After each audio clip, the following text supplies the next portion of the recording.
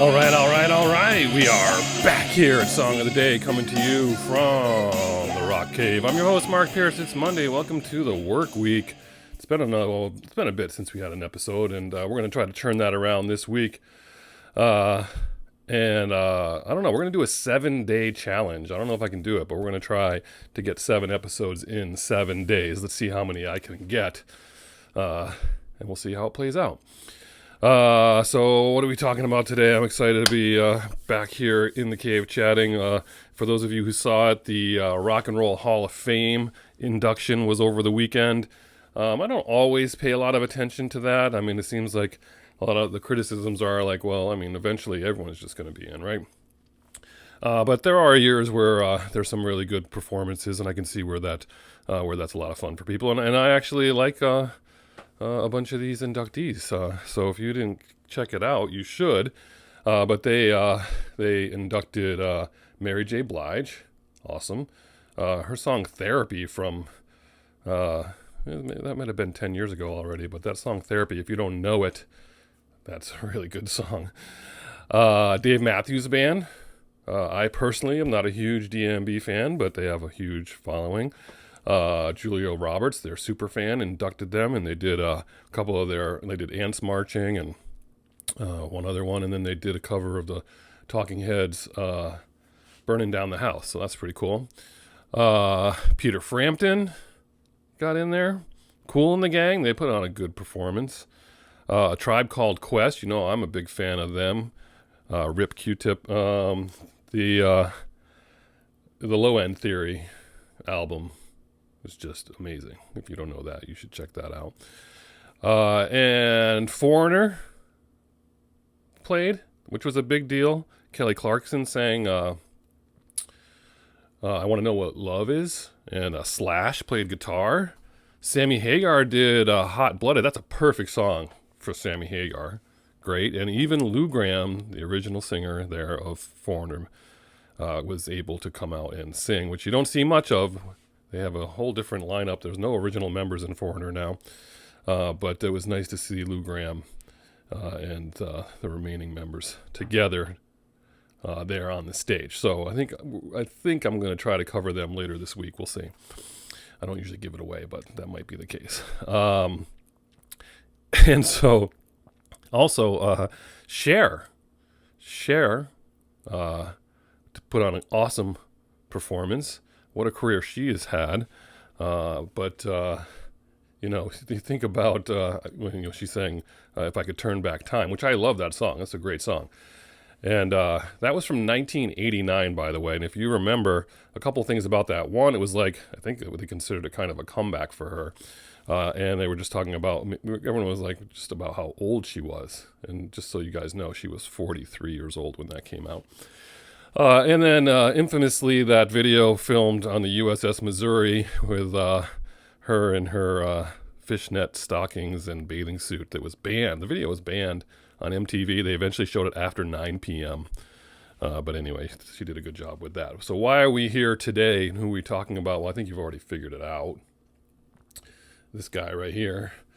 That's right. Ozzy Osbourne got in. He was already in as Black Sabbath, so part of Black Sabbath. This is for his solo work. And so that's pretty awesome. Gotta love Ozzy. 13 solo albums since 1980. He managed to put out a solo record about every 3 to 4 years. I think he had one 6-year stint where he didn't put one out, but pretty steady. You all know that I love Black Sabbath, and I was listening to Black Sabbath when I was, 10 years old. And I don't know if my parents were concerned about one of my favorite songs, Electric Funeral, but, that's the case. And we've already discussed Black Sabbath being like a lot of blues influences there.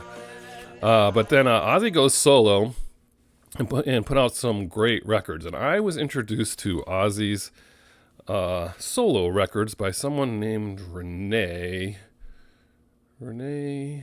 what was his name? Anyway, Hanover, New Hampshire, Hanover High School around 1983, 82, 83. He might have been a class of 83, 84. Was his name Renee Hoole? I don't know. Anyway, He gave me two, at least two, I think. The first two solo records. At the very least, Diary of a Madman, and I brought that record home. And I was just like, wow, this is amazing stuff. And I immediately fell in love with Mr. Crowley. Just the organ and the riff. I mean, everything about it. This was heavy stuff then. Just think about that. That was really heavy stuff. I mean, when we were listening to Ozzy Osbourne, you were mentally deranged. Like you were out there. I mean, the only people listening to that were the kids in the smoking sections at school. Remember that? You had to walk through the smoking area to get to school. Isn't that funny now? Of course, they knew what they were doing. They were listening to some goddamn great music. Pardon my French. So there I am rolling in with my topsiders and listening to Thompson Twins as they're listening to Ozzy Osbourne. But I totally got into that. And of course, everyone, when they think of Ozzy's solo work, they think of Crazy Train and Bark at the Moon and Shot in the Dark. And of course, Mama, I'm Coming Home. Awesome. They did that at the performance. But those records were all in the early, like 1980 to 86. He's put out a ton of records since then, people, and if you haven't been paying attention, some of them are pretty much kick-ass records. Some songs there are awesome. So No More Tears, starting with that one, that's a favorite of mine from 1991. That's 33 years ago. Great song, heavy, just love the heaviness of that one. And then Osmosis in 1995, that'll be 30 next year. See You on the Other Side, I played that like 4 times this week. I Just Want You. He put out Down to Earth in 2001, Gets Me Through with Dreamer. Like 5 records in the last 20 years. Patient number 9 in 2022. I mean, there's just some great stuff out there. If you haven't been paying attention, he's actually put out some great quality stuff. So give it up to Ozzy Osbourne. I saw Black Sabbath in concert at least once. I saw Ozzy in the late 80s. So check the box there. Saw that.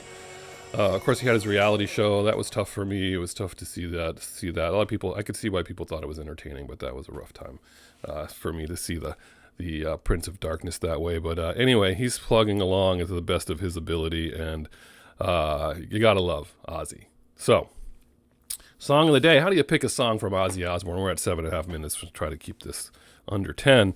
Mr. Crowley is your song of the day today. We're going back old school, but we're going to throw in See You on the Other Side and No More Tears, because those are the two that I was going back and forth when I was thinking about today's episode. And I was playing those 2 songs super loud in the Bronco. And if you don't listen to music in the stereo anymore and bass, you got to do that. You can't just play it on your phone. That's all I can say. Anyway, Ozzy Osbourne, Rock and Roll Hall of Fame. We got more episodes coming your way.